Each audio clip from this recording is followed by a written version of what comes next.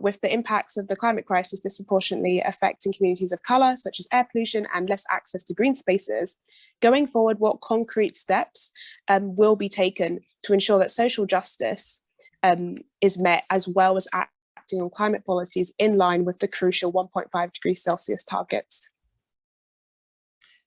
Yeah, that's a cracking question, Tommy. Look, the reason why Eric and I, and we both share this, got into politics because of our passion for social justice.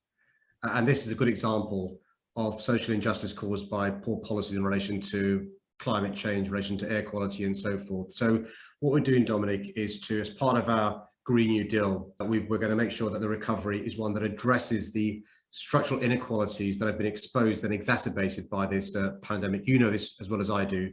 Look at the numbers of Black people who have died because of the pandemic.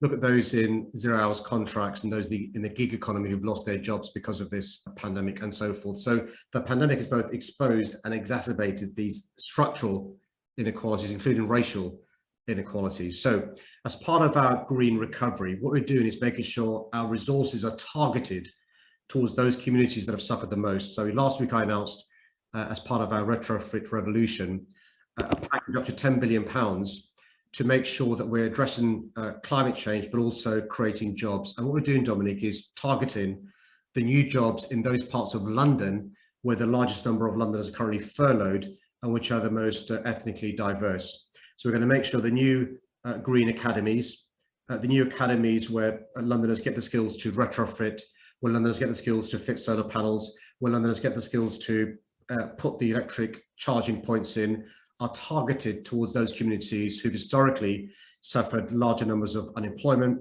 who've historically been in the 0 hours insecure jobs, and so they can't take time off when they need to isolate and so forth, because I think there's an opportunity for us, and again, apologies for using the word opportunity when it comes to a pandemic, to use this pandemic as a way to address the structural inequalities. And Dominic, you know this better than I do. Who are the kids who've got the stunted lungs?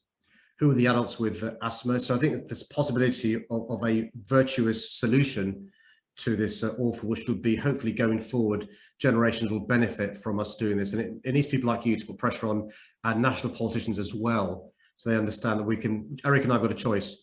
We can either be the last generation that don't get it or the first generation that get it.